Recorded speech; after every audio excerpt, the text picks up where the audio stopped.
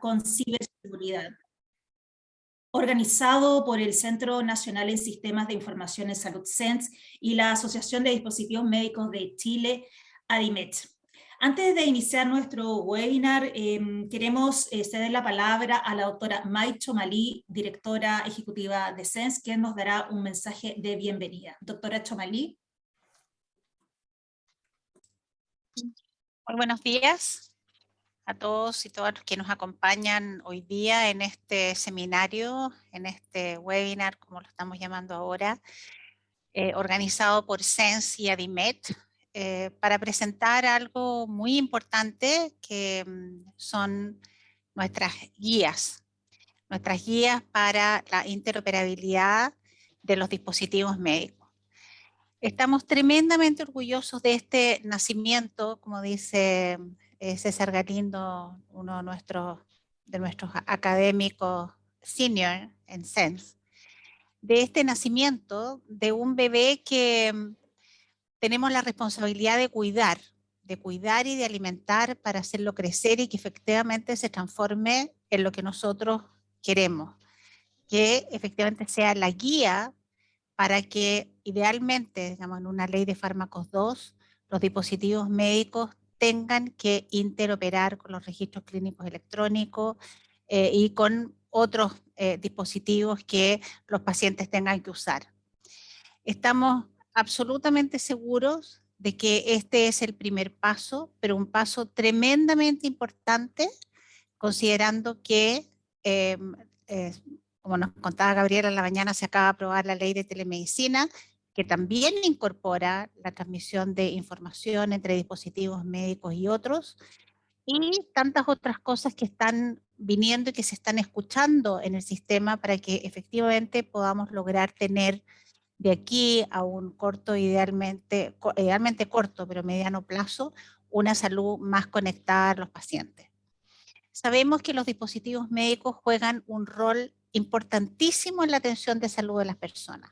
Y cada día más, porque los pacientes se están alejando de los hospitales y están haciendo sus controles a través de dispositivos médicos.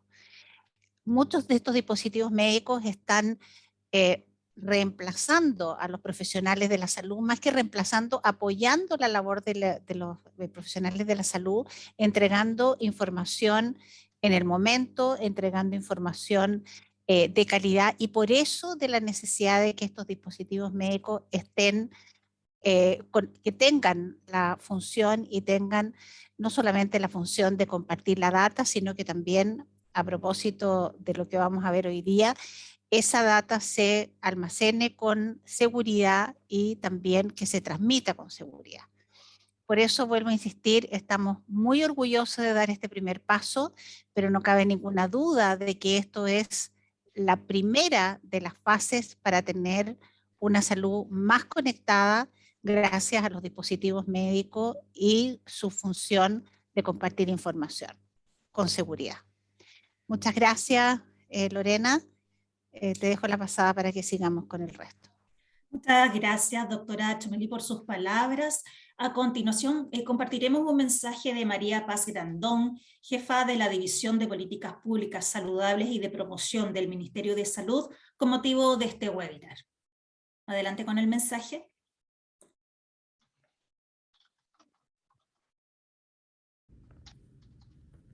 Muy buenos días a todos. Quiero darles las gracias por estar presentes el día de hoy. Y quiero agradecer también a CENS y a ADIMET por la oportunidad de reunirnos a todos para hablar de un tema tan importante como los dispositivos médicos y su interoperabilidad. Actualmente en el mundo existen más de 2 millones de diferentes tipos de dispositivos médicos, categorizados en alrededor de 22.000 grupos de genéricos, de acuerdo a lo que señala la Organización Mundial de la Salud. Lo que da cuenta de un campo muy diverso, altamente competitivo e innovador, en que el ritmo de desarrollo de productos nuevos además es muy acelerado, con ciclos de vida muy cortos. En el país hoy día tenemos una reglamentación que data del año 1998, a través del Decreto Supremo 825. Esta normativa establece 3 puntos principales, básicamente. El primero de ellos es la definición y la clasificación de los dispositivos médicos. A su vez, la exigencia de verificación de conformidad y el registro obligatorio de 7 dispositivos médicos actualmente. Por último, también señala la notificación de eventos adversos asociados al uso de un dispositivo médico y al sistema de tecnovigilancia para los productos bajo control obligatorio. Lo anterior da cuenta que la regulación de este tipo de productos se encuentra menos desarrollada que la que existe actualmente para medicamentos y vacunas. Y para proteger a la salud pública debemos prevenir y controlar los productos médicos de calidad subestándar. Tenemos que mejorar nuestra capacidad de trazar, notificar, vigilar y monitorear estos productos. Y para esto se requiere armonizar todos los sistemas, basándonos en regulaciones específicas. El actual proyecto de ley de fármacos 2, que se encuentra hoy día en discusión parlamentaria, va a actualizar la regulación de los dispositivos médicos y se armoniza con las recomendaciones internacionales además, para así poder avanzar en una normativa que garantice el acceso a dispositivos médicos seguros, eficaces y de calidad, con un sistema de control tanto de la comercialización como de la postcomercialización. Los desafíos de este nuevo reglamento ya los tenemos descritos. Va a introducir cambios muy relevantes. Algunos de ellos son una nueva definición de dispositivos médicos que sea convergente con la definición que hoy día entrega la Organización Mundial de la Salud. También desarrollará flexibilidad para aceptar certificaciones de calidad en el extranjero, que vienen del extranjero. Además, se construirá un marco para la trazabilidad y control en la cadena de distribución. Y establecerá principios esenciales de seguridad y desempeño de los dispositivos médicos. Tendremos un mejor control sanitario que abarque todos los dispositivos médicos, diferenciándolos por clase de riesgo. Y además tendremos mejores controles de importación. Será un sistema también para la vigilancia de las notificaciones y procedimientos para el retiro de dispositivos médicos que no sean seguros y sacarlos de una vez por todas del mercado. Además, se notificarán efectos adversos obligatorios por parte del fabricante. Todo ello de acuerdo a una nueva regulación en base a lo que la Ley de Fármacos 2 estipule. Con esto, espero haber aclarado algunos puntos y les doy una grata bienvenida. Espero tengan una interesante jornada de conversación el día de hoy y aprovechen a los speakers que estarán presentando. Muchas gracias. Muchas gracias. Y con el mensaje de la jefa de la DIPOL damos inicio a este webinar. Comenzamos con el lanzamiento de la guía de buenas prácticas para intercambiar información en dispositivos médicos a cargo de Jorge Mancilla y Marcelo Cabello, ambos ingenieros senior de SENS. Muy bienvenidos y muchas gracias por presentar hoy día.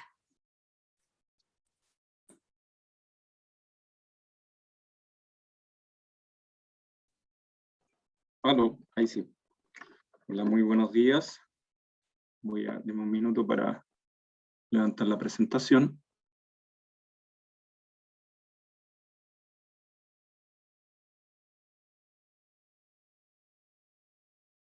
¿Dónde la dejé?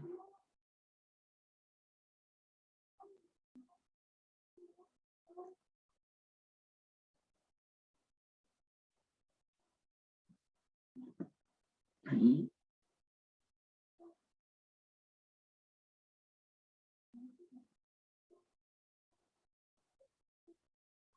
Ok. ¿Se está viendo la presentación? Sí, Marcelo, se ve bien. Sí, ya, muchas gracias. Sí, se ve. Bien, buenos días a todo el público presente. Como primera, presentación del día de hoy, nosotros voy a hacer una presentación bien breve, ya tratando de hacer lo menos técnico posible para hacer entendible el lenguaje, respecto de un trabajo que estuvimos haciendo durante el año anterior, que es respecto de la integración de los datos de dispositivos médicos en registros clínicos electrónicos. Para eso darles un pequeño contexto, algunos antecedentes del proyecto. Lo primero que saben, lo que explicaba un poco María Luisa Grandón, es que la cantidad de dispositivos es amplia y su variedad también es compleja. ¿Ya? Existen aparatos de distintas clases, y constatamos también que en general hay una falta de integración con los datos de registros clínicos electrónicos. ¿Ya? En tercer lugar, también hemos constatado en este proyecto, en este contexto, es que si bien hay uso de estándares, ¿ya? Estos no siempre se usan de la mejor manera, y esto se da por varios motivos. ¿Ya? Puede ser uno por la expertise, el grado de expertise del técnico que hace las integraciones, o también por los requisitos del cliente, lo que hace, digamos, hacer que estos estándares sean un poco mal aprovechados. Y en cuarto lugar es que la falta de estrategias nacionales para integrar esta información, pero bueno, con el trabajo de hoy día, digamos, ya se hace evidente de que estamos remando en la dirección a tener, digamos, estos elementos de manera estandarizados, ¿ya? Pero estos elementos impactan en las posibilidades de participar en el mercado, ¿ya? Tanto para el mercado de las empresas de dispositivos, ¿ya? Y por otro lado, para el cliente se le hace bastante dificultoso hacer las evaluaciones que tienen que, cuando se dan estas licitaciones de equipos, ¿ya? Se hace bastante más complejo hacer las evaluaciones de qué equipos son los que sirven y hacer las comparaciones con los equipos existentes que tengo en mi organización sanitaria, a objeto de poder tener una integración que no sea tortuosa, lo cual es complejo en este minuto. Por lo tanto, nosotros acá vislumbramos como oportunidad que, y como hipótesis, que el uso adecuado de estos estándares podría ayudar a emparejar la cancha en la integración entre los dispositivos médicos y los registros electrónicos, ¿ya? Y no solamente esto, porque la utilización o la disponibilización de los datos clínicos de los dispositivos estimamos que ayudará también a ser utilizados desde los registros clínicos electrónicos, y también con las tecnologías de hoy emergentes como el Big Data y la inteligencia artificial y el Analytics. De manera que nosotros, digamos, para enfocar este proyecto, que el alcance es bastante grande, lo que hicimos nosotros fue acotar un poquito esto y proponer los siguientes 3 objetivos.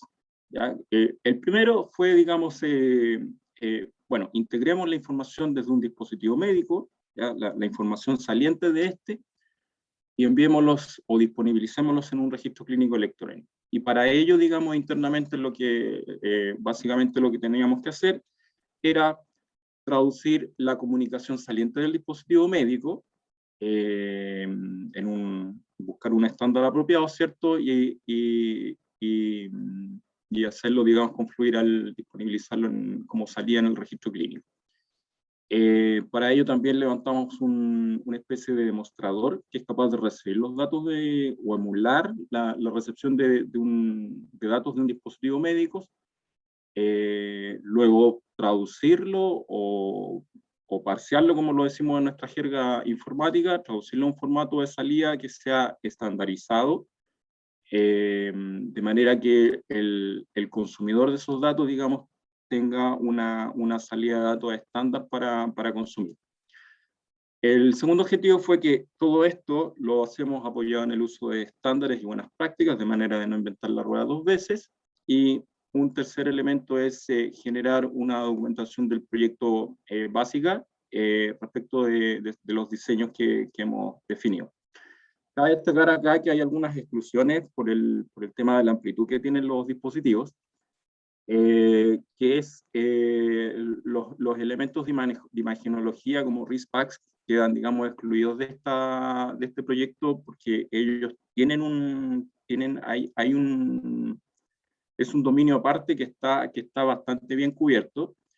Equipamiento de laboratorio similar, dispositivos wearables, y también los elementos de seguridad, si bien los revisamos, no son parte de este proyecto, porque básicamente, y van a entender la justificación más adelante cuando les explique un poco de la organización de estándares IHE, ¿ya? Pero básicamente obedece a que son dominios distintos y nosotros nos concentramos en la parte más central, que es recuperar datos de un determinado equipo y sacarlos hacia afuera.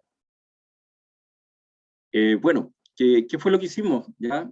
Primero fue revisar un poco la documentación existente, ¿cierto? Y proponernos un modelo de cómo podríamos hacer. Esto no es nuevo, esto uno lo ha visto, por ejemplo, en otras comunidades de desarrollo donde hacen la traducción de mensajes salientes a un nuevo estándar. Y nosotros tomamos ese mismo modelo y lo presentamos acá de manera muy simplificada, porque el modelo es bastante más complejo, pero para sus ojos, digamos, lo hicimos más sencillo.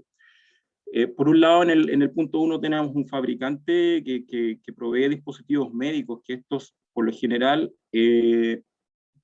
tienen un lenguaje nativo o propio, por así decirlo, ¿ya? Y en algunos casos, bueno, lo que se acostumbra ahí es que este fabricante, delante del dispositivo médico, coloca o inserta una capa intermedia denominada middleware, que es capaz de traducir ese lenguaje que es particular, lo traduce a un formato HL7V2 o un estándar un poco más universal, ¿ya? Y lo que hacemos nosotros es posicionar un traductor o parser entre medio, que lo que haga es tomar estas estructuras sintácticas del HL7V2 y transformarlos en el estándar más reciente, la diva de los estándares hoy en día, que es HL7 Fire. ¿Y por qué lo hacemos así? Porque HL7 Fire es un estándar bastante, digamos, donde el mercado, la comunidad se está moviendo a este estándar y presenta bastantes prestaciones mejores que el HL7V2, dado que puede ser, digamos, muy bien integrado en la web y consumir sus recursos a través de APIs, ¿ya? Por último, para disponibilizarlo en un repositorio, o bien para que sea consumido por el registro clínico electrónico, o bien, si el registro lo estima pertinente, absorber datos de ese repositorio e integrarlos directamente en su registro clínico electrónico. ¿Ya? Aquí hay hay una parte acá, un logo que dice IHE International, que les explico más adelante de cuál es el rol de esa organización sobre el HL7V2. Y lo importante acá es, en términos bien amplios, ¿cierto?, es perseguir una correcta identificación del paciente, la identificación del dispositivo y también de las variables fisiológicas, ¿ya? Y en eso tenemos que tener mucho cuidado, porque no es lo mismo que un dispositivo me dé un dato clínico en ml, por ejemplo, y otro dispositivo me lo proporciona en otra unidad de medida. Entonces, por lo tanto, ahí nos tenemos que apoyar en algunas terminologías semánticas para poder garantizar de que estemos hablando el mismo lenguaje. Para poder levantar ese modelo tuvimos que crear un proceso de integración de dispositivos donde en un primer punto, digamos, con las empresas que trabajamos, fue solicitarles información técnica del dispositivo, ya algunos manuales de usuario y muestras de mensajería, las cuales, digamos, nosotros en un proceso de factibilidad de integración las cruzamos con lo que se denominan los marcos o perfiles de integración de IHE. Hago el paréntesis, IHE es una organización internacional que se encarga de orquestar distintos estándares para atacar un determinado caso de uso. Y en el caso de los dispositivos médicos, esta organización contiene un dominio que se llama de dispositivos médicos, que es para este propósito. Entonces nosotros, como les decía, hacemos este cruce, identificamos los casos de uso también que son atingentes, ¿cierto? Y con eso damos el paso al análisis, de manera de descartarlo o seguir con él, ¿ya? Y posteriormente, una vez pasando esa barrera, pasamos a una etapa de diseño, que es donde lo que hacemos básicamente es hacer el mapeo sintáctico de los mensajes de entrada hacia los de salida, ya revisar algunas cosas de semántica, ¿cierto? Generar los conjuntos, las estructuras semánticas basadas en lo que nos recomiendan los perfiles de IHE, y ahí es donde nos aparece publicamos la documentación que es parte de los entregables de este proyecto.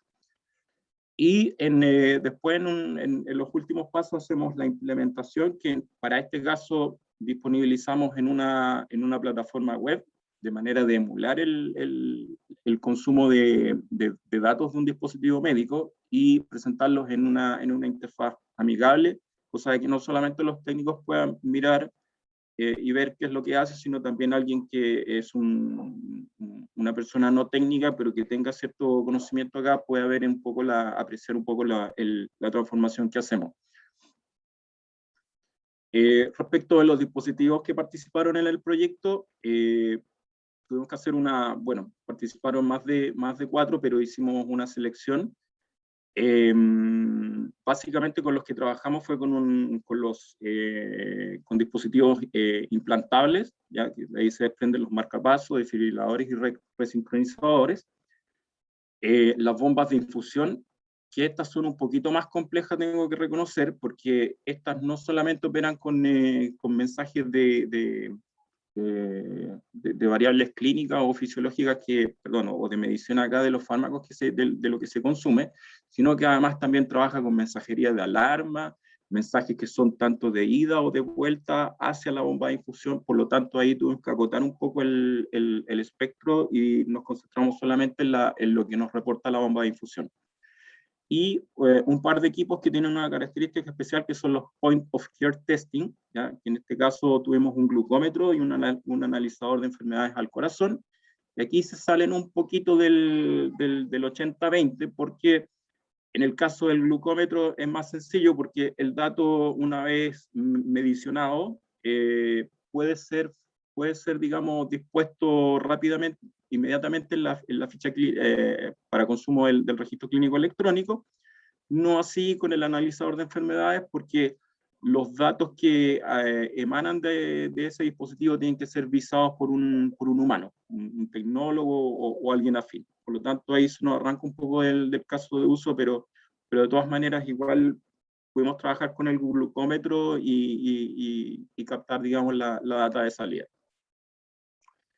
Respecto de los estándares que utilizamos, miren, la lista es un poquito larga y quizás poco entendible para el público, pero lo importante acá es entender que, bueno, o sea, primero, como estándares de base, están los estándares de la triple IEE, lo cual estos presentan, son una familia de estándares, entre ellos presentan arquitecturas, modelos, terminologías a utilizar, y sobre eso se construyen otros estándares, se apoyan en ellos para ir construyendo nuevas, construyendo mejores integraciones, ¿ya? Lo importante de esto es entender que nosotros nos apoyamos en IHE, que, como les decía, es una organización de estándares, es una organización que orquesta estándares de manera de poder elegir los mejores, digamos, para ciertos casos de uso. En relación a las buenas prácticas, como les decía, nos hemos centrado en hacer el uso de las recomendaciones internacionales. Básicamente esto es HL7, más los perfiles de la organización IHE, del dominio devices principalmente, a pesar de que hay otros. Y también concentrarnos en el manejo, digamos, de hacer la correcta identificación del paciente, del dispositivo, de los valores observados, y también en algunos casos de la vinculación con el acto clínico, que sirve para otros casos de uso, como por ejemplo para la valorización de prestaciones. Los casos de uso básicamente los separamos por áreas donde se aplican, en el caso de los monitoreos en hospitalizados, porque, digamos, obedece a ciertos pasos respecto de cómo enlazar el paciente con el dispositivo, etcétera, ¿cierto? También para los otros, como dispositivos para métodos diagnósticos, ¿cierto?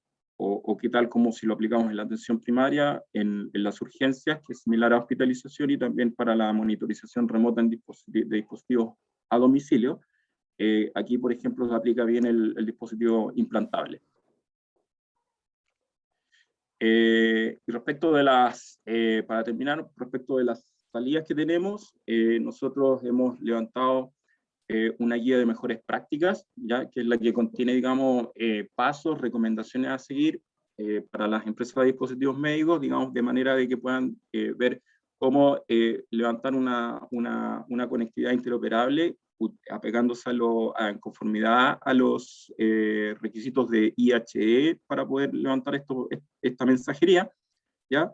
Y también para las empresas, en particular para las empresas que trabajaron acá con nosotros, les hemos diseñado de manera particular una guía de recomendaciones respecto de lo que encontramos en las cosas buenas y malas que encontramos, por así decirlo, las cosas buenas que encontramos en sus dispositivos, y cómo poder mejorar la parte de la mensajería, hacerla más alineada con los estándares del IHE. Y por último, la plataforma de demostración, ya que es un demostrador que recibe mensajería en HL7V5, 2.5, perdón. Digamos, nuestra plataforma valida el mensaje según algunas reglas que tenemos ahí levantadas, la traducimos a una especificación de FHIR, la disponemos en un servidor de estas características, FHIR, y se provee una interfaz de manera de emular un registro clínico electrónico, de manera de consultar los datos según los casos de uso que sacamos del perfil RDQ, que es, por ejemplo, dame todas las mediciones de un determinado paciente, o dame las mediciones del paciente X en un determinado rango de fecha, o dame las mediciones de este dispositivo para este paciente en este rango de fecha. Se pueden hacer varias combinaciones, pero puse como las más ilustrativas. ¿Ok? Y bueno, eso ha sido un poco traté de reducirlo lo más sencillo posible, y si tienen preguntas, bueno, pueden hacerlas, o si no por el chat yo las puedo ir respondiendo a lo largo del seminario. Muchas gracias. Muchas gracias a ti, Marcelo. Les recuerdo a quienes nos siguen que vamos a tener al final del webinar una sección de preguntas, así que quienes quieran hacer preguntas a Marcelo sobre la guía, la pueden poner por el chat, y será contestada, será en el fondo contestada al final del webinar. Bueno, de todas maneras, muchas gracias por este primer esfuerzo por estandarizar el intercambio de información en dispositivos médicos. Sin duda que esta guía será de gran utilidad para quienes se encuentran en este proceso dentro de sus organizaciones. A quienes nos siguen en este webinar les contamos que tendrán el privilegio de ser los primeros que reciban la guía en sus correos en los próximos días, y la guía pronto estará disponible tanto en el sitio de SENS como en el de ADIMET. Vamos a pasar ahora a nuestro primer panel de discusión: cómo interoperar en dispositivos médicos de la teoría a la práctica. Presentamos a sus participantes: César Galindo, académico de la Universidad de Valparaíso, chair de HL7 en Chile; al médico radiólogo Esteban Hebel, jefe de salud digital del Servicio de Salud de la Araucanía Sur; y a la gerente general de ADIMET, Gabriela Garham. Muchas gracias por acompañarnos. Muchas gracias por la invitación también. Vamos a comenzar con las preguntas. Solo recordar que tenemos en este bloque 20 minutos, así que vamos a tratar de ser lo más ecuménicos y para que todos puedan participar. Empiezo con César. Muy buenos días, César. Hola, buenos días. Vamos a hacer tipo de debate político. Ponte tú. Entonces, recién escuchamos al ingeniero de SENS presentando la guía que se desarrolló en conjunto con ADIMET. ¿Cuál es el aporte, un poco ya desde el punto de vista mucho más macro, de esta guía de buenas prácticas para la salud en Chile?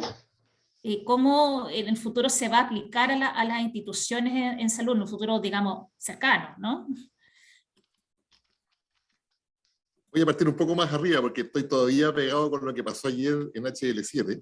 Y yo diría que el principal valor que tenemos en esto es que podemos trabajar en conjunto. La industria hoy día de dispositivos médicos se encuentra en una encrucijada ante lo que está pasando a nivel legislativo en Chile, pero al mismo tiempo también se encuentra en una encrucijada porque tiene que cambiar un poco los paradigmas de cómo se ha enfrentado el tema de la interoperabilidad desde los dispositivos médicos hacia los registros clínicos electrónicos. Y eso implica empezar ya a pensar con mucha más fuerza en cómo interoperar. Si bien los dispositivos médicos de la industria grande por lo común integran estándares de interoperabilidad para poder conectarse, eso tiene que empezar a ser mucho más aportativo y a nivel local tiene que ser obviamente impulsado con mucho más fuerza. Yo diría que la gran virtud de este proyecto, que nació desde ADIMECH, y nos llamó, nos convocó para poder colaborar, tiene la virtud de que la industria se puso de acuerdo, las empresas se pusieron de acuerdo en colaborar con un objetivo común. Entonces, estas guías son precisamente el reflejo de la colaboración de la industria, lo cual es súper importante porque quiere decir que hay voluntad para enfrentar una situación que hoy día es un cambio de paradigma en cómo se vincula el dispositivo médico con los registros clínicos electrónicos de manejo del dato. Desde el punto de vista más técnico, esta guía es solamente el inicio, es un origen, tanto la guía como el demo. Hay un demo que ahí preguntan a Marcelo si es que el demo queda abierto para todos, entiendo que sí. Hay un demo que permite, hay un demo que permite, gracias Marcelo, hay un demo que permite probar de que efectivamente hoy día, claro, es un área bastante restringida porque estamos hablando solamente de aquellos dispositivos que están trabajando con estándares internacionales más antiguos, pero que puede traducir el lenguaje con el cual los dispositivos médicos se pueden comunicar en un estándar mucho más moderno con los registros clínicos electrónicos. Y la guía es una guía básicamente de buenas prácticas, porque hoy día la industria nacional se encuentra con el problema de que tiene que emprender acciones, básicamente ejercer, poner recursos humanos y ejercer políticas para poder integrarse con los requerimientos que eventualmente pueden salir en licitaciones, pueden salir en necesidades desde los prestadores para poder integrar dispositivos médicos a sus servicios de salud. Y esta guía permite que la industria pueda tener parámetros sobre los cuales poder accionar o comparar lo que ellos tienen para poder llegar a integrarse de manera mucho más simple o cumplir mucho más fácilmente con los requerimientos que van a empezar a surgir cada vez más desde los prestadores. Así que el aporte está ahí, en los dos aspectos que acabo de mencionar. Muchas gracias, César, por compartir estas ideas, fuerza. Y queremos ahora preguntarle al doctor Hebel, considerando que este panel se llama precisamente cómo interoperar dispositivos médicos de la teoría a la práctica. El doctor Hebel, que está en el mundo práctico, quisiéramos consultarle cómo ha sido la experiencia de interoperar con dispositivos médicos y cuál es el impacto que tiene en la práctica clínica, tanto en los profesionales de la salud como en los pacientes. Doctor Hebel. Primero, muchas gracias por la invitación. La verdad, mi experiencia no ha sido la mejor de todas, ¿ya? Uno se encuentra con requerimientos de interoperabilidad con dispositivos médicos prácticamente todos los días, ¿ya? Necesidad de integrar un espirómetro, una máquina de potenciales evocados para la evaluación de la audiometría de los recién nacidos, electroencefalograma. Estamos hablando de que yo vengo del mundo de la radiología, por lo tanto, el estándar data desde el 1994, por lo tanto ya está muy maduro y uno da por sentado el que las imágenes médicas se comunican con mucha facilidad con los registros clínicos electrónicos. Pero no es así con el resto de los dispositivos médicos y eso es habitualmente un dolor de parte de las unidades que con mucho esfuerzo adquieren estos dispositivos específicos para cumplir con requerimientos clínicos muy particulares. Como les digo, espirometría, potenciales evocados, los marcapasos, las bombas de infusión, y que demandan una interacción humana, ¿no es cierto?, de incluir al paciente dentro de una lista de trabajo dentro del dispositivo para después recuperar un valor que tiene que ser transcrito a mano dentro del registro clínico electrónico. Por lo tanto, yo estoy extremadamente contento con que esto haya dado frutos, de que hoy día la industria se está poniendo las pilas literalmente porque en mis comunicaciones personales, les cuento como anécdota, el mayor aporte ha sido mandarme el manual que está en polaco o en alemán del dispositivo para ver si es que yo puedo hacerlo interoperar. Por lo tanto, la industria, como esto es un delta de conocimiento, como es un delta de destreza que hoy día no está incorporado dentro de las buenas prácticas al momento de licitar un dispositivo, al momento de ofertarme un dispositivo, queda fuera. Por lo tanto, y aquí hay otro componente bien complejo que tiene relación con que el sistema de registro clínico electrónico, el sistema esté en condiciones de recibir la información que el dispositivo hoy día quisiera enviarme.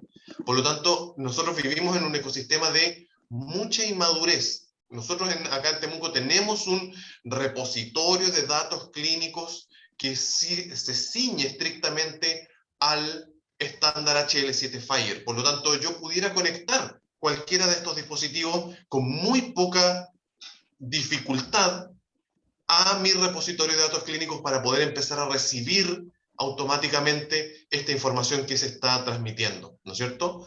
Pero por otro lado hay déficit, y qué bueno que presenta la jefa de la DIPOL antes que nosotros, que tiene que ver con cómo hacemos terminología, cómo ponemos en un tesauro de dispositivos cuáles son todos los dispositivos que existen en Chile y que están avalados para poder ser comercializados. Y ese es uno de los déficits y eso es uno de los desafíos que tenemos por delante, probablemente para esta década, para tener servicios terminológicos que nos reporten centralizadamente cuál es un dispositivo que está acreditado, de cuál es un dispositivo que no está acreditado para poder ser comercializado en Chile, tomando en cuenta de que la definición de dispositivo es extremadamente amplia.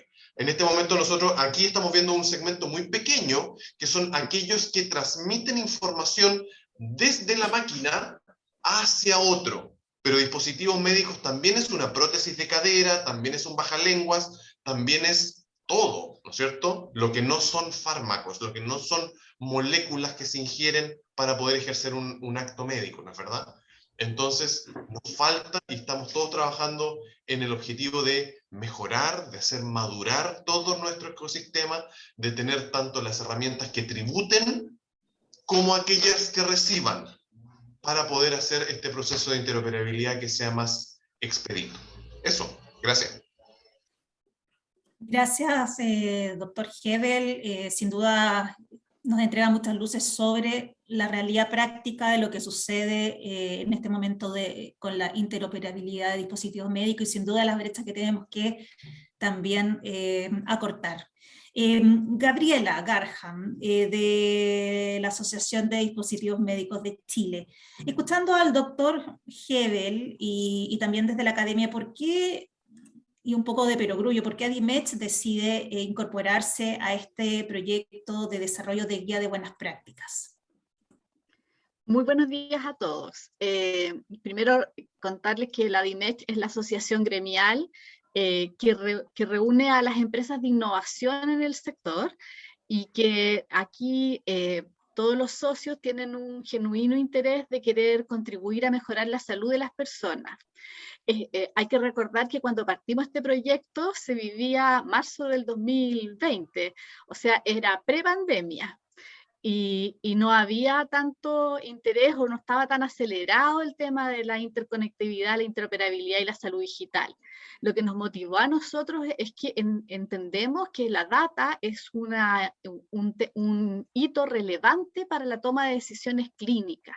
Y si queremos aportar a la salud de las personas y queremos mejorar los procesos, el contar con esa información, con un registro adecuado de ella y poder tomar decisiones en base a la data era sumamente importante. Entonces teníamos que ver cómo poder interactuar desde los dispositivos médicos con los registros clínicos electrónicos y hablemos de registro clínico electrónico en el amplio sentido de la palabra.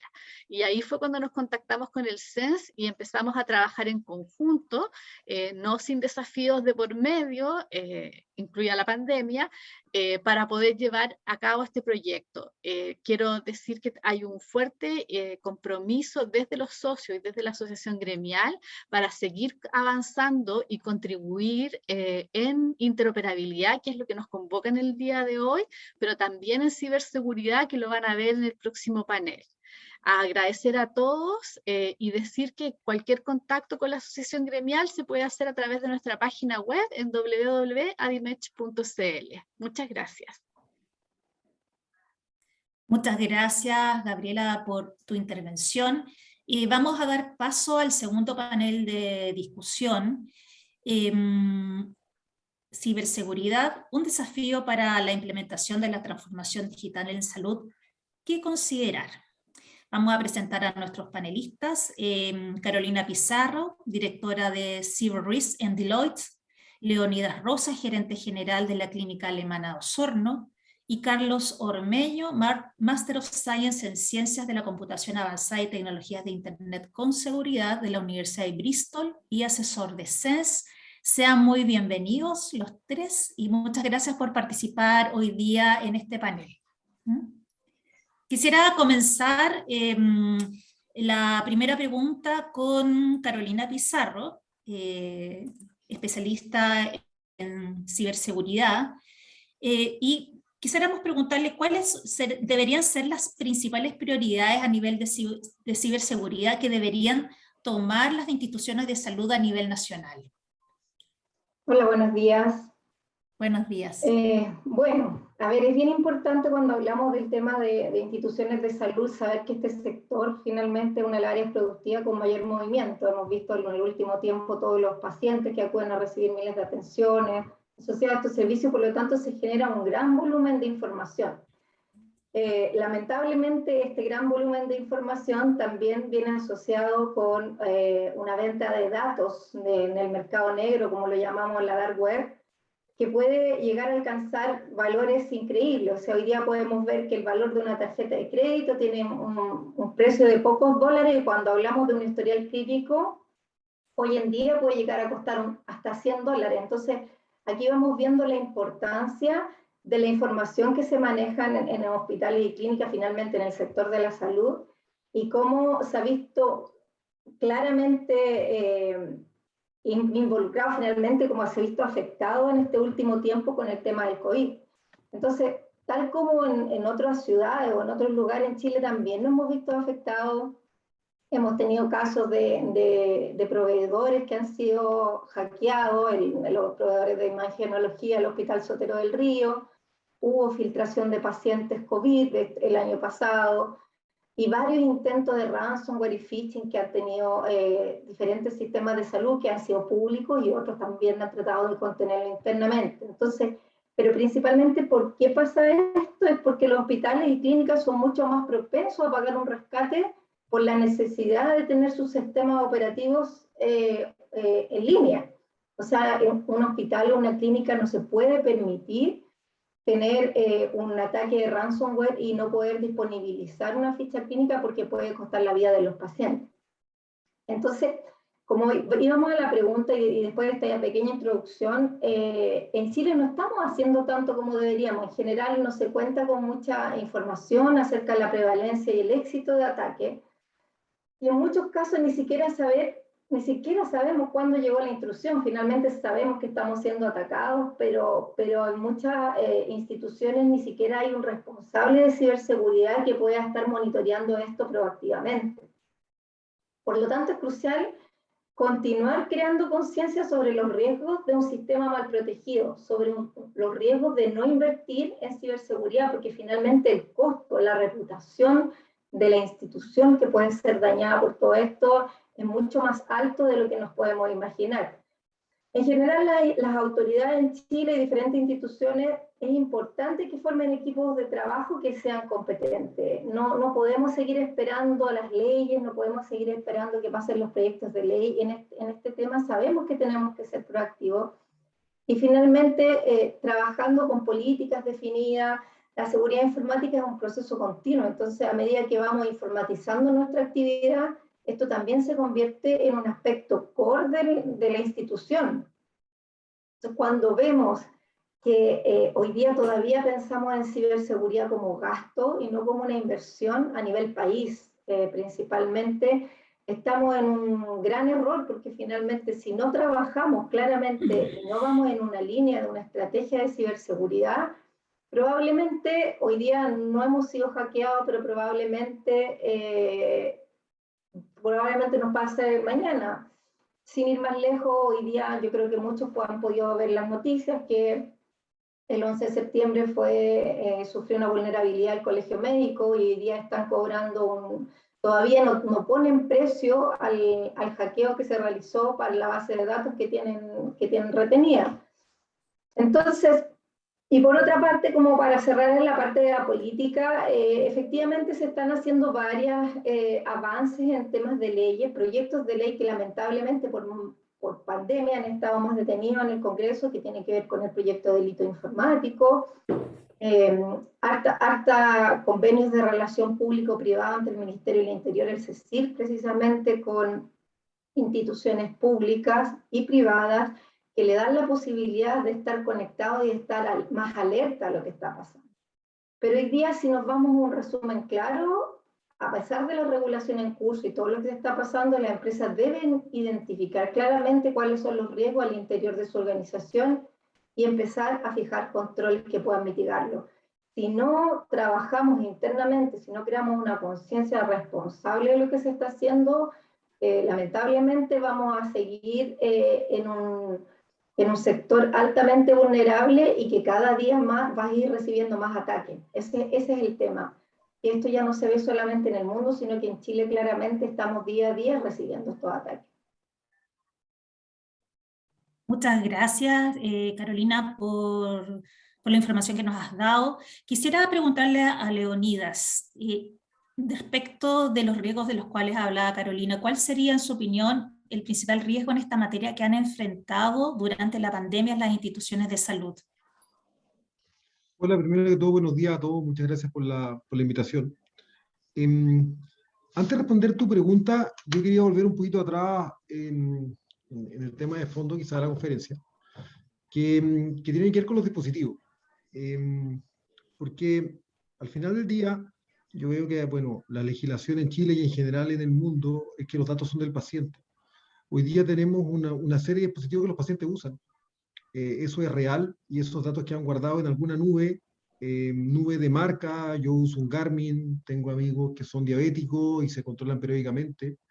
Está personas que periódicamente están haciéndose holter de presión y hay una serie de elementos que en general son muy masivos, afectan a muchos pacientes y nosotros como prestadores de salud, yo estoy en el mundo privado, yo creo que en realidad no lo estamos tomando en cuenta y quizás estamos todavía en una visión que yo creo que estamos muy atrasados, de mirar el registro clínico electrónico de cada institución de salud, ¿ya? Que son efectivamente datos súper importantes, pero que sin duda, si uno lo mira en el volumen de información de salud que tiene una persona hoy para tratar de estar mejor, la información de salud que tiene a través del teléfono, el reloj, la pesa electrónica, el dispositivo para controlar los indicadores de insulina, hay una cantidad de datos impresionantes y ya están en la nube. Entonces, y ustedes saben que acá en Chile no tenemos una ley de interoperabilidad real, como algunos gobiernos como Austria, Suiza, que ya tienen un registro electrónico integrado y que el paciente viaja con eso. Digo esto porque el gran problema que ha tenido en la pandemia, nosotros somos una clínica que recibimos más de 100 pacientes derivados con COVID desde otras instituciones de salud, y esos 100 pacientes venían con una carpeta en PDF, ¿ya? Evidentemente, evolucionar un paciente con una carpeta en PDF es un desastre. Es un desastre. Porque básicamente tú tienes que diagnosticar al paciente de nuevo.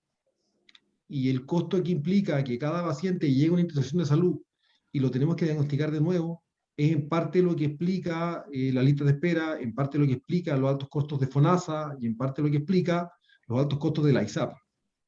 Porque el gran dolor de la ISAPRE es que por el modelo libre elección, las personas que tienen poder adquisitivo se diagnostican tantas veces como prestadores visiten, ¿ya? Y eso es complejo. Entonces, yo diría que el problema que tenemos de seguridad es bien grande porque los datos están en todos lados Yo tuve la fortuna de trabajar en otra industria antes de la salud, a pesar de que acá llevo más de 10 años, y tener dispositivos de ciberseguridad como los que están mencionando son muy caros, ¿ya? Si cada uno de nosotros ataca la seguridad de datos de manera individual, bueno, van a estar felices algunos proveedores de la industria, pero es muy, muy caro.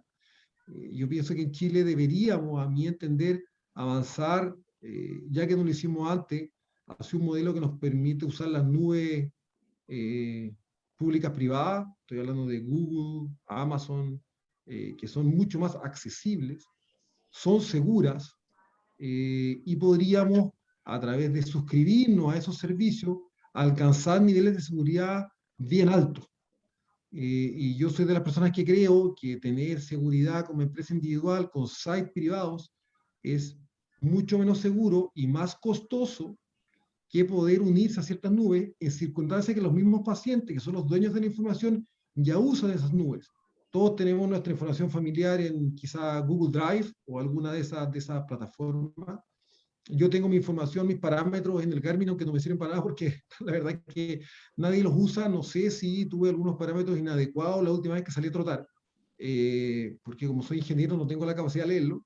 Entonces, creo que cuando hablamos de ciberseguridad y del desafío de los dispositivos periféricos, creo que es bueno plantearnos cómo podemos capturar esos datos y finalmente cómo podemos hacerlos útiles para el equipo tratante de un paciente, ¿ya? Creo que tenemos la oportunidad de avanzar rápido porque como estamos tan atrás y los pacientes derivados, hoy día estamos también en la lista de espera de pacientes GRD, de cirugía, la verdad que la información que tienen esos pacientes de diagnósticos en general es bien antigua, por lo cual otra vez hay que diagnosticarlos de nuevo porque ha pasado quizás 1, 2, 3 años.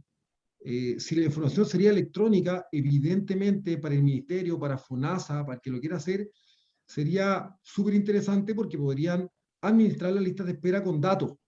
Ahora esos datos tienen, yo coincido perfectamente, tienen que estar en un entorno de seguridad, como decía Carolina, que sea el adecuado, ¿ya?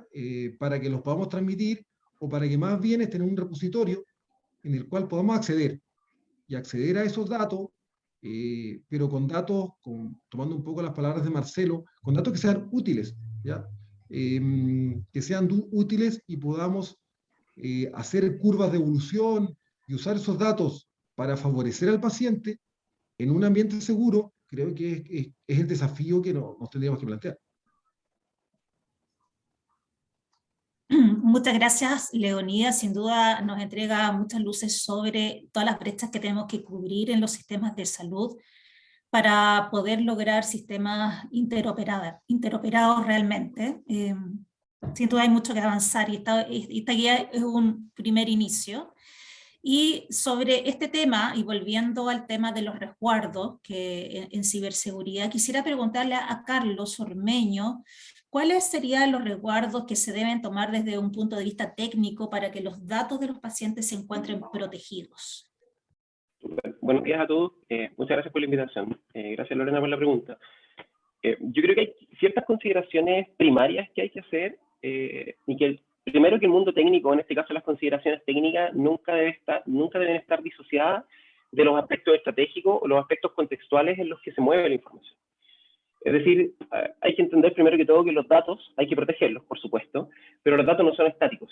Por ende, la protección se encuentra en desde múltiples variables. El dato siempre está en movimiento. Como segunda cosa, es la cantidad de data que existe hoy, dado que yo me atrevería a decir que más del 99% de las instituciones tienen digitalizado sus procesos. Y es a través de los procesos por donde se mueve la data. Y un punto que destacaba Carolina hace un ratito, es que la seguridad y la ciberseguridad sean vistos, en este caso, como una inversión más que como un gasto. Yo creo que ese cambio cultural, que además obedece a que exista mayor entrenamiento en las personas, mayor generación de conciencia y sobre todo generación de cultura en términos sociales, nos ayuda a todos y es algo súper necesario hoy día a nivel país.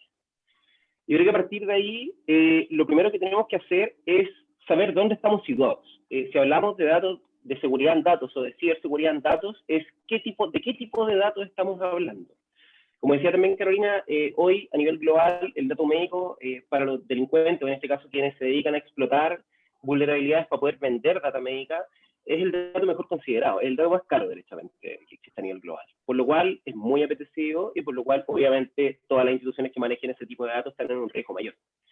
A partir de ahí, y volviendo a lo que tú me consultabas, yo creo que lo primero es situarse en mi rol. ¿Quién soy yo? Yo soy, en este caso, un procesador de datos, soy un controlador de datos, soy un hospital, soy una clínica o soy tal vez un proveedor de una clínica. Como les mencionaba, los datos están en movimiento y lo principal acá, más allá o en conjunto con la exfiltración de data, que es uno de los grandes riesgos, una es la indisponibilidad de la data, que como mencionaban, es súper crítico que un hospital no tenga acceso a la data de sus pacientes o a la data que necesita para poder operar. Pero por otro lado es qué pasa cuando se exfiltra información que se denomina como información privada. Hay diferentes marcos normativos, buenas prácticas, ISO, etcétera, la GDPR también, IPA por el lado de Estados Unidos, que nos indican los roles y por otro lado nos indican cuáles son los resguardos que debemos tener. Hay un punto que es súper clave en esto y que es hablar de la data identificatoria y pseudo-identificatoria de los pacientes y a partir de ahí hacer una clasificación de la data para establecer medidas de protección. ¿Por qué doy este contexto? Porque no toda la data se protege de la misma manera o con el mismo nivel de profundidad y complejidad. No tiene sentido que yo proteja y cifrar entendiendo que el cifrado lo que hace es ocultar, voy a decirlo de esa manera, ocultar mediante medios matemáticos, principalmente, y algorítmicos, información para terceras partes que no están autorizadas a verla. A partir de ahí, el cifrado de información, o de data en este caso, cumple un rol fundamental. Sin embargo, vuelvo a lo que mencionaba al comienzo, que proteger data por proteger data no tiene mucho sentido. ¿Por qué? Porque la data siempre se encuentra en movimiento. Entonces aquí volvemos al punto principal de este webinar, que tiene que hablar con la interoperabilidad. Es decir, cómo ese dato, que Gabriela decía hace un rato, que es sumamente relevante que se comparta, y que hoy día yo necesito por lo demás compartirlo, porque las instituciones no funcionan solas. Recién mencionaban que yo necesito ciertas nubes para poder hacer operaciones hoy, la capacidad de procesamiento es gigante, la cantidad de datos es gigante, por lo cual las labores manuales tampoco son una alternativa. Entonces a partir de ahí, si tú me preguntas cuáles son las medidas técnicas que se deben tener, lo primero es establecer una clasificación de la información y de la data. Entender que si hablamos de datos médicos hay regulaciones de por medio y a partir de ahí yo establezco un marco basal sobre cuáles son las medidas que voy a implementar.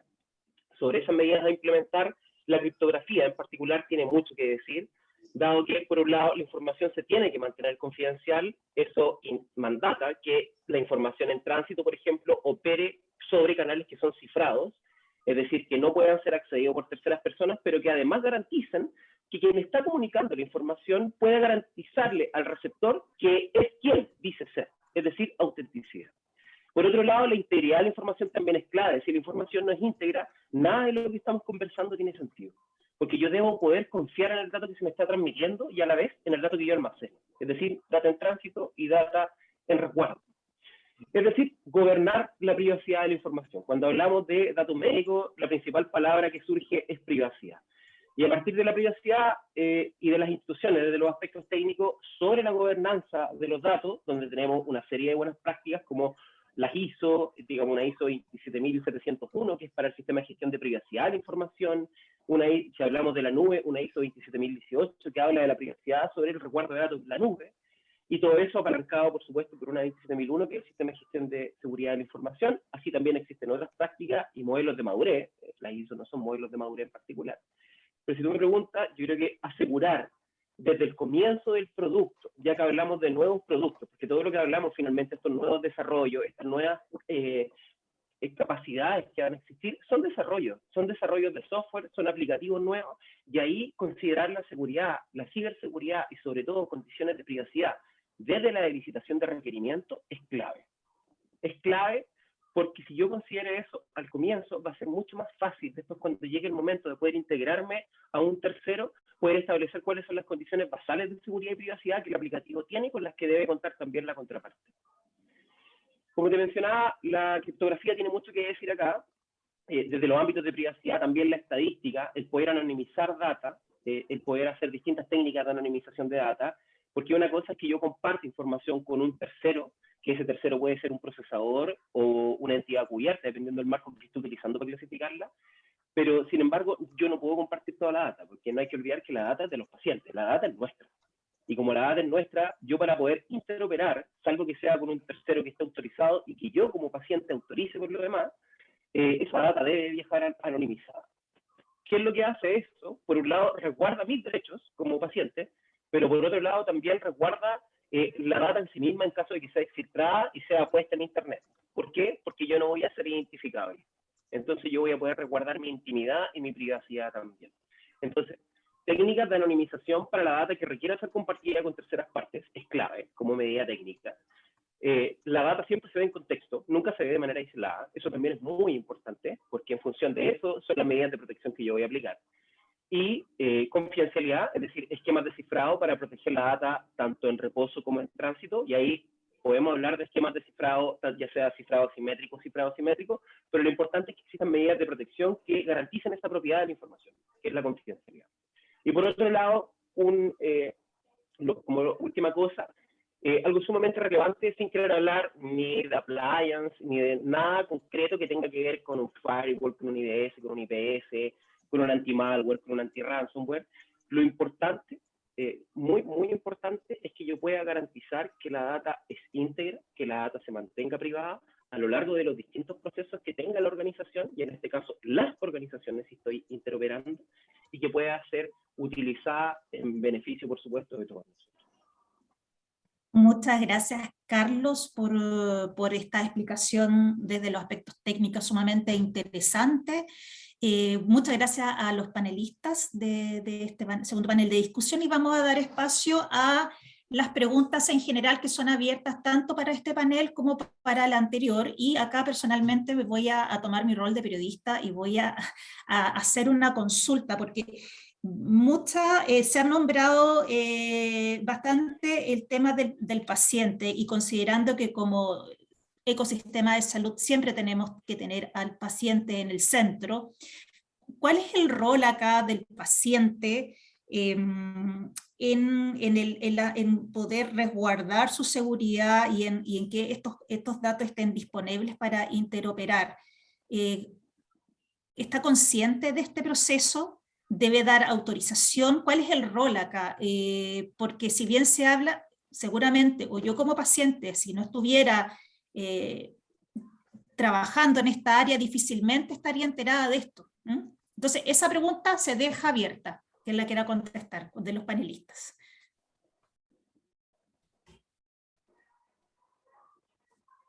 ¿Carlos? Yo puedo hablar una parte sobre Carolina, muchas gracias.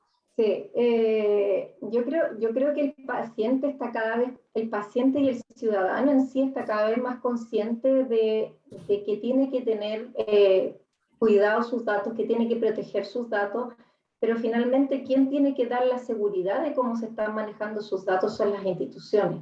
Finalmente la confianza que el paciente en este caso pone sobre una institución es finalmente lo que tiene que ser retroalimentado cuando una institución asegura, por ejemplo, que la información que está manejando este paciente, ya sea en un dispositivo de un médico, ya sea la información que le entrega un proveedor, está segurizada.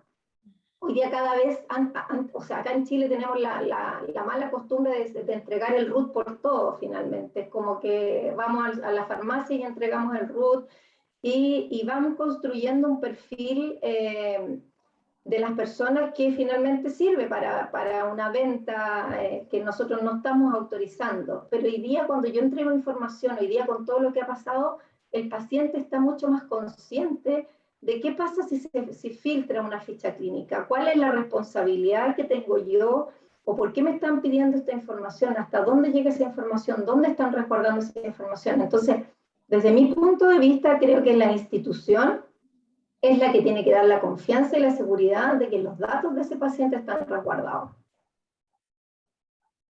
Muchas gracias por la respuesta, Carolina. Me están consultando si las guías van a estar disponibles. Sí, van a estar disponibles prontamente. Se les va a enviar a quienes nos siguen hoy día a través de su correo electrónico, y van a estar disponibles tanto en el sitio web de ADIMET como en el sitio web de SENS. Y también el demostrador web también estará disponible, que se presentó hoy día. Nos preguntan por acá si el proyecto tiene considerado incluir ventiladores.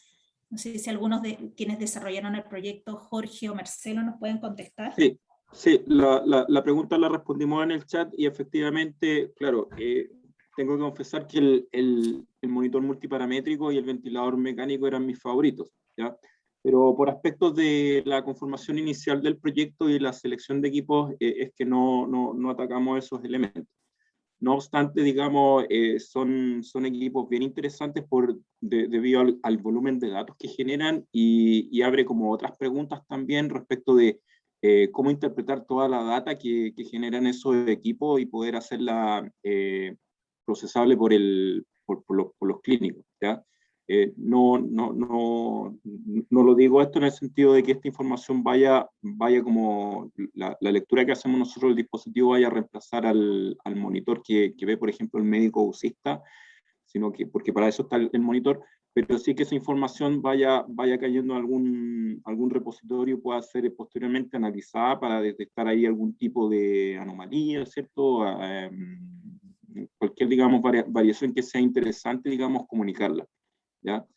Así que eso, no tengo más comentarios ahí al respecto.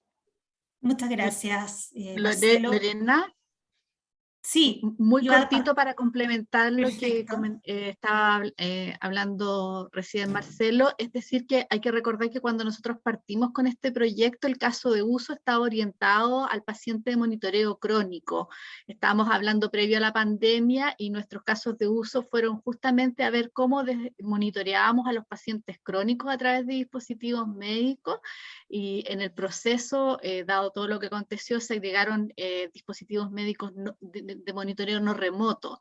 Existe la voluntad y el interés de continuar avanzando en este proyecto y seguiremos trabajando con todos los actores para poder ir generando más interoperabilidad en dispositivos médicos con distintos otros casos de uso. Gracias. Muchas gracias a ti, Gabriela. Doctora Chomalí, ¿usted quería hacer un alcance? Sí, yo creo que es importante aclarar que este proyecto va en la línea de proteger la información de los pacientes, ¿sí? Es decir, mira, esta es una guía para poder hacer una transmisión de datos clara y segura. Y también recalcar de que la protección de datos de los pacientes está incorporada en la Ley de Deberes y Derechos de los Pacientes y en la Ley de Datos de Protección, protección de datos personales. Por lo tanto, y eso le carga, digamos, el deber a las instituciones, como decía Carolina, de resguardar la confidencialidad de los datos. O sea, eso está regulado por ley. No es que si el hospital quiere o no quiere, o sea, ellos tienen la responsabilidad y tienen digamos, la obligación por ley de resguardar esa información. Y esto que estamos entregando hoy día, esta guía de interoperabilidad, buenas prácticas de interoperabilidad, lo que hace es ayudar a las instituciones a mejorar la seguridad de los datos que se están captando de los dispositivos médicos. Eso es lo que quería aclarar. Muchas gracias, doctora Chomalí. Leonidas, ¿también estás con un comentario? Y mira, yo, junto con evidentemente valorar lo que están haciendo, porque la iniciativa me parece súper potente, ¿ya? Creo que es súper interesante lo que dijo Gabriela, porque post pandemia, ustedes saben que incluso la han llamado una nueva pandemia de los pacientes rezagados. Y me parece que es muy potente por la complejidad que estimo que es más acotada de tratar estos pacientes crónicos. Nosotros estamos en Osorno, y es bien interesante porque acá funciona muy integrado. El paciente muchas veces se ve en el sistema público, que es integrado y tiene altos niveles de resolución, mayores que la clínica privada. Y también hace un esfuerzo en venir a la clínica privada. Creo y lamentablemente sería mucho más fácil para el paciente, porque es un esfuerzo relevante pagar la consulta. Por ejemplo, cuando van a ver a un diabetólogo privado, que puedan disponer de los datos, porque al final del día están buscando una segunda opinión. Entonces, yo creo que esta iniciativa de tener protocolos y estándares para poder guardar los datos de forma ordenada, que coincido con la doctora Chomalí respecto a que es nuestra responsabilidad, el paciente nos está demandando poder hacer uso de esos datos. Hoy día tenemos restricciones para poder entregarle esos datos, para seguir resguardando los niveles de seguridad que las leyes nos imponen. No obstante lo anterior, el paciente lo que pretende es que el médico al cual está consultando tenga acceso a la data de una forma que al médico le sirva, porque en un espacio de 15-20 minutos pueda mirar ese historial y pueda poder dar una segunda opinión sin pedir el nuevo examen, que es distinto que un paciente FONASA A o B venga a pagar una consulta a que se tenga que repetir todo el examen. Entonces yo de verdad solo felicitar por la iniciativa y espero que pronto podamos darle acceso a nuestros médicos a datos más integrados de los pacientes que los visitan. Muchas gracias, Leonardo. Sin duda es un gran desafío en ese sentido. Carlos, tienes ahí tu manito levantada. Sí. Adelante. Brevemente, primero para felicitar la iniciativa. Yo creo que es muy, muy necesario y de hace muchos años también. Y como segunda cosa, yo creo que algo que debe ir muy de la mano con lo que se está haciendo respecto a interoperabilidad es generación de cultura. Generación de cultura respecto a la privacidad y generación de cultura respecto a los derechos del paciente y sobre todo de los ciudadanos respecto a su información. Yo creo que una vez que seamos capaces de poder traspasar, y me defino como responsable también, por supuesto, que seamos capaces de traspasar o poder generar conciencia, entrenamiento en los ciudadanos, todo va a fluir de mucha mejor forma, porque incluso va a cambiar la forma en que las instituciones hoy son apreciadas y la forma en que el ciudadano ve qué es lo que va a pasar o cómo él confía en su información que va a quedar en un tercero. Y ahí también todos tenemos un rol que es sumamente relevante y que debe ir muy de la mano con los avances tecnológicos en interoperabilidad o en cualquier cosa, voy a decirlo así, que en el fondo implique traspasar datos personales hacia un tercero. Solo eso. Muchas gracias, Carlos. Vamos por tiempo. Vamos a hacer la última pregunta para ir cerrando. Les contentamos que de todas maneras las preguntas las pueden dejar y después se les va a enviar las respuestas por email. Y acá Italo Babestrello consulta, que bueno, además de agradecer la información y la iniciativa, dice, considerando que los responsables institucionales de la gestión de la tecnología hospitalaria son los ingenieros biomédicos, ¿tienen pensado involucrar a estos en las siguientes etapas del proyecto? Eso en general. ¿Alguien que nos pueda? ¿César? Sí, me hago cargo de eso, dada mi área de trabajo en la Escuela de Ingeniería Biomédica de la Universidad del Claro, País. algo tienes que ver. Ítalo pasó por acá, así que saludos, Ítalo.